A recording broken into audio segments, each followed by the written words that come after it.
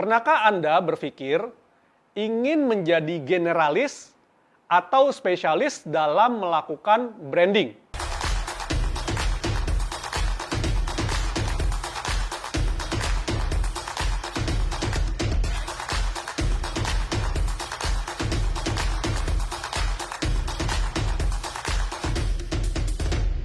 Mempunyai sebuah brand yang terkenal merupakan cita-cita banyak orang.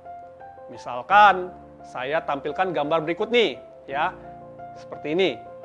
Maka mungkin Anda akan langsung menjawab McDonald. Atau jika saya bertanya, siapa sih artis terkenal di Indonesia? Mungkin Anda akan menjawab Raffi Ahmad, Agnes Monica, dan orang-orang yang profilnya sering Anda lihat di televisi atau di YouTube.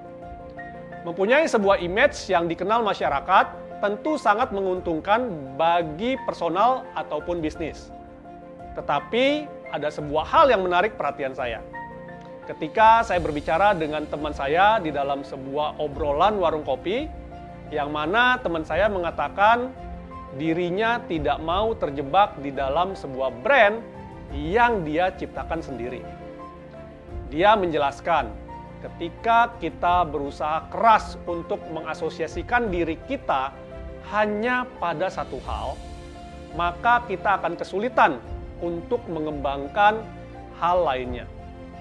Hal tersebut membuat saya sedikit tersentak, karena selama ini saya membranding diri saya hanya sebagai digital marketer. Bahkan di tahun 2015, saya membranding diri saya sebagai the most wanted digital marketer, yang mana itu berhasil membuat saya banyak dicari orang ketika berhubungan dengan digital marketing. Dan saya happy karenanya. Tetapi yang tidak saya sadari adalah ketika saya hanya bergantung pada satu hal, maka saya menutup peluang-peluang dari hal lainnya. Karena orang mengenal saya hanya di hal yang saya brandingkan.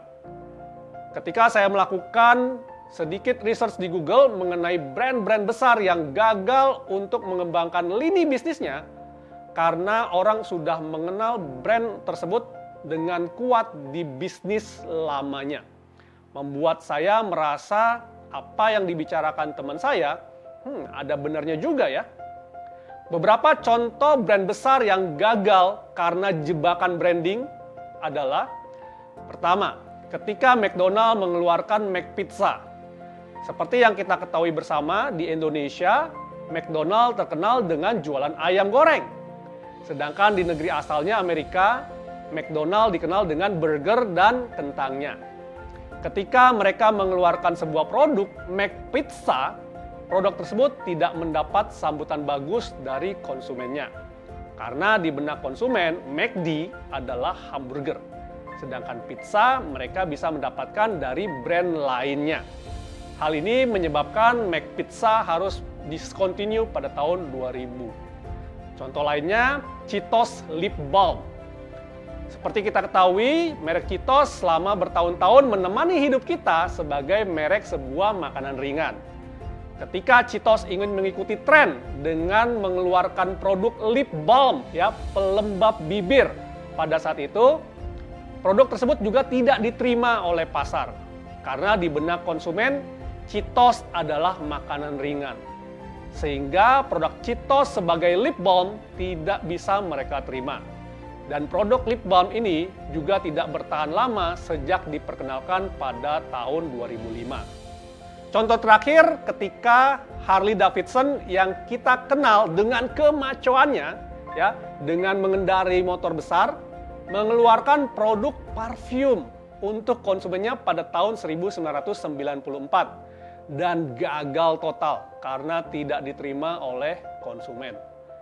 Masih banyak lagi contoh-contoh kegagalan sebuah brand dalam mengembangkan bisnisnya karena jebakan branding yang sudah tertanam di dalam benak konsumennya. Jadi, bagaimana dong sebaiknya kita menentukan branding kita? Yang perlu diingat, memiliki branding, baik itu generalis ataupun spesialis, itu lebih baik daripada tidak memiliki branding sama sekali. Nah, tinggal bagaimana kita mengatur agar tidak terjebak di dalam branding yang kita buat. 3 tips dari saya agar Anda tidak terjebak dalam branding. Pertama, tentukan dari awal mau jadi spesialis atau generalis. Spesialis itu bagus, generalis juga tidak ada salahnya. Yang perlu teman-teman ketahui, ketika menjadi spesialis, maka bidang gerak akan sangat sempit karena keterbatasan niche dan materi-materi untuk melakukan branding. Tetapi keunggulan menjadi spesialis, Anda akan dianggap ahli, dan biasanya spesialis akan mudah dicari orang dan dibayar lebih mahal. Sedangkan sebagai generalis, Anda akan mendapatkan keleluasaan bergerak dan fleksibel jika ingin melakukan apa saja. Tetapi kelemahan seorang generalis, mereka susah menjadi top of mind di benak audiens mereka karena tidak memiliki USP atau Unique Selling Proposition yang jelas. Sebagai solusi jalan tengah agar tidak terjebak branding trap, Anda bisa mengambil topik ataupun branding jangan terlalu niche pada level topik tertentu, tetapi bisa naik satu level di atasnya pada level kategori dari niche tersebut. Misal, Anda jangan cuma branding sebagai penjual mainan bayi, tetapi masuk ke dalam kategori mainan anak-anak sehingga jangkauannya menjadi lebih luas. Yang kedua, hati-hati dalam menyampaikan brand value. Anda harus menggambarkan brand value Anda secara jelas di dalam pikiran dari audiens Anda. Oleh karena itu, pemilihan kata, gambar, ataupun warna yang tepat juga penting untuk dilakukan sehingga tidak menimbulkan persepsi lain yang diterima oleh konsumen Anda. Dan yang ketiga, tidak ada cara instan dalam branding. Branding memerlukan proses dan bukan pekerjaan yang dilakukan dalam waktu 1 malam saja. Oleh karena itu, Anda harus merencanakan dari awal dan dilakukan secara konsisten terus-menerus.